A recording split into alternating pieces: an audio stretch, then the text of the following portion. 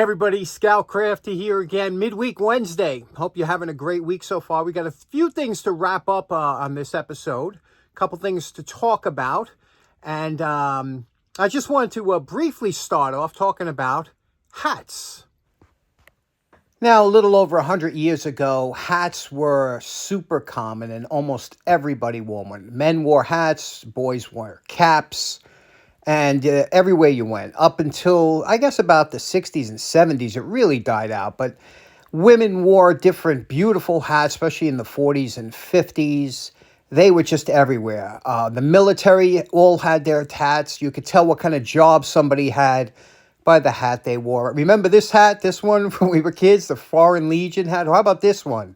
A fez. You don't see them too much anymore, except if you're at a parade and see these guys. But you had cowboys wearing those fantastic hats, the Stetsons, and then you had even the milkmen. They had their special hat that usually was a crossover, a different color, but very close to like a police officer or any one of those. This guy was called a soda jerk, but they're all gone. Today basically this is the only hat we have, and half the morons don't even know how to wear it today. Whenever I see somebody with the hat on backwards, it just makes me just shake my head. A sign of the times, isn't it? With the times we're living in. Now, the whole reason I was thinking about hats is because recently I picked up something I've wanted for a long time, and it's an official USMC pith helmet. Always liked pith helmets, you know. I used to see them when I was a kid. I remember anytime you would see somebody doing an adventure in the desert or something, they would wear a pith helmet. But when I went into the service, all the guys all the instructors on the rifle range all had pith helmets. And I said, man, one day I'm going to have one of them. And sure enough, I picked one up. What do you think? Absolutely cool. The thing is, it's an official one. It's made of like a kind of a lightweight plastic. They're great in the sun. They have a lot of uses to it, so you might see me at one of the shows wearing it. If you do, make sure you come up and say hello. And we got a couple other things to get to. Okay, next up, if you're familiar with YouTube, I'm sure you are. You're watching it right now. But there's a gentleman on YouTube who's been on for a few years. His YouTube channel is called Project Farm. Fantastic guy. I've been following him for a very long time, since he had probably about 30,000 subscribers, which is way back. But he does fantastic videos, comparison videos, product videos, things like that. If you haven't seen him, I'll have a link in the description. But he did, the other day, heat guns. He was talking about heat guns. Now, I'm a big fan of heat guns. I use them all the time. I have a couple, but a heat gun is a great thing to have. If you don't have one, I suggest you get one.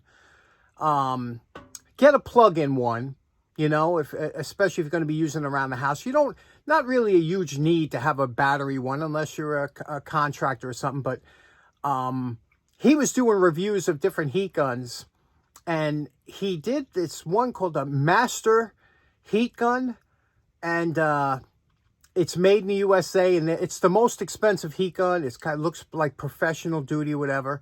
And I had to laugh because he's checking out all these heat guns, and this guy's got a lot of followers and a lot of views, and it's a fantastic way to get a product endorsement. If he says it's good, you know it's good, and he shows you right there. Don't you know, the Master Heat Gun, made in the USA, he's about to check it out, he's about to go through, and it craps out. It breaks on before he even got to use it. And I said, talk about the biggest ball drop in history. Imagine you have the opportunity, somebody buys your product, he buys it on his own money, and he was about to review it, and you're about to get tons of free publicity, and it breaks after the first use. Something else. Quality control.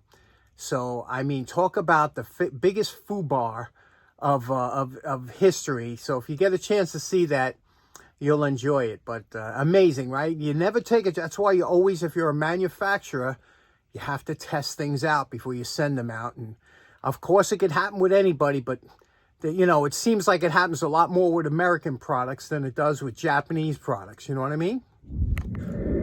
Okay, remember a couple weeks ago we started experimenting with Barkeeper's Friend, I keep pushing that product because I've been finding more and more uses for it. It's really a great product. I bought some insulators recently and to make a display board, and I soaked them in the Barkeeper's Friend overnight, did a little work on them. Let me show you some before and after pictures of what I've been doing during the week. Okay, this was the lot I got on eBay, and you could see the condition of these insulators. You could see the rust in between and the overall condition.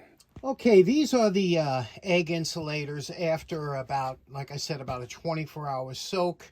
And they had a lot of rust in between everything. Came out real nice, cleaned them up, then rinsed them off with soapy water. Now, how the egg insulator works is there's a line that goes two ways. It goes around it like this. Let's say this was copper line.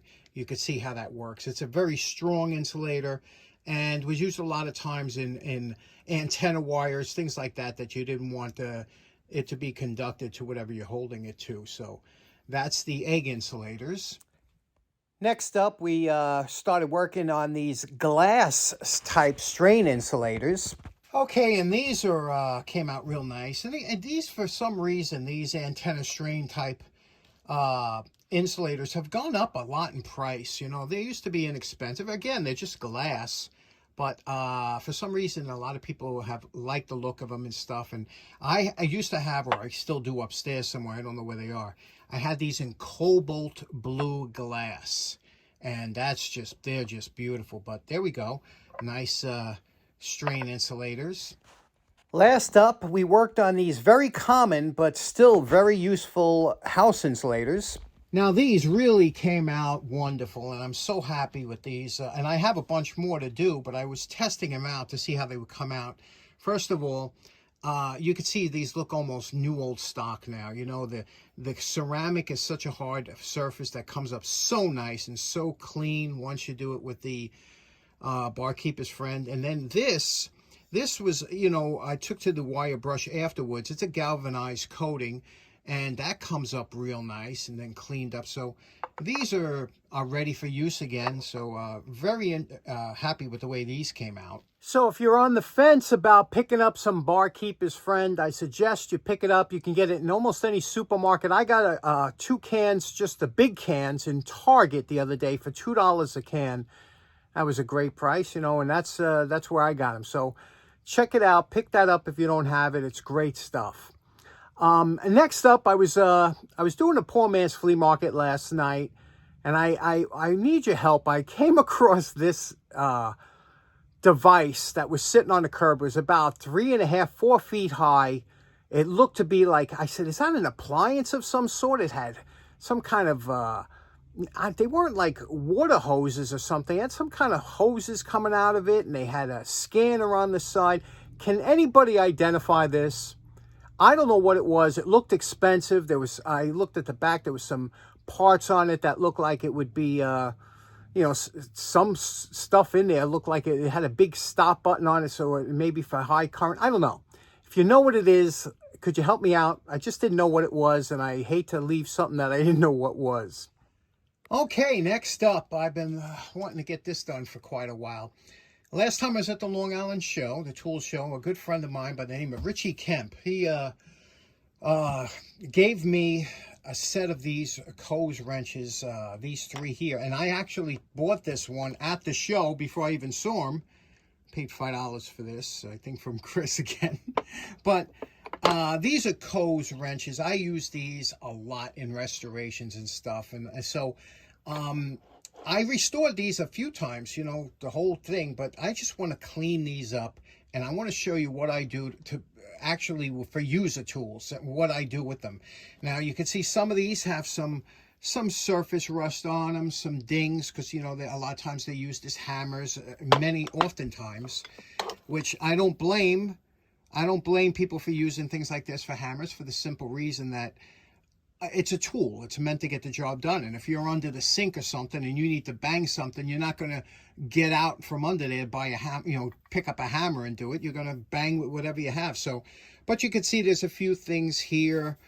It looks like it was addressed at one. This one here is kind of really bad. This one here, it hasn't been touched, but we're going to just clean these up, address the handles real quick. And again, the handles are tight, so I'm not going to do anything, but I might linseed oil them or something. But clean it up, make these into what I would consider user tools. Let's get to it. And we're calling this project done. You can see, like I said, you have tools down the shop. Sometimes I restore tools. I don't want to beat on them when I put so much time into them. It's the nature of the beast. You know, you put a lot of time into restoring something, you're not going to be hitting it with a hammer.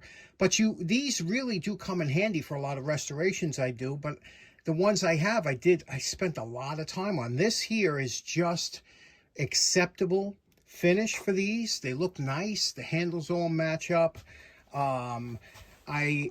Here's what I did with them. You could see here, I took out any major creases, dents, dings on all of them.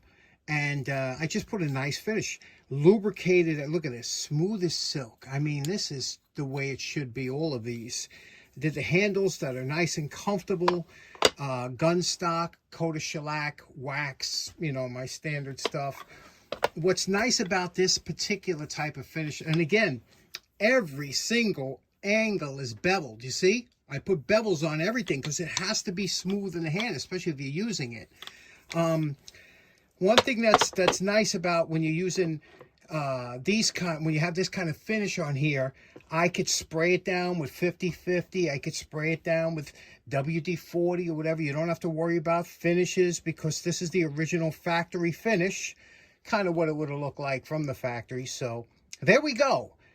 3 Coes and one kind of knockoff Coes, I think. I'm not sure, but anyway, Rich, thanks so much. I think these will come in real handy. We're going to be using them very shortly on an upcoming project. What do you think?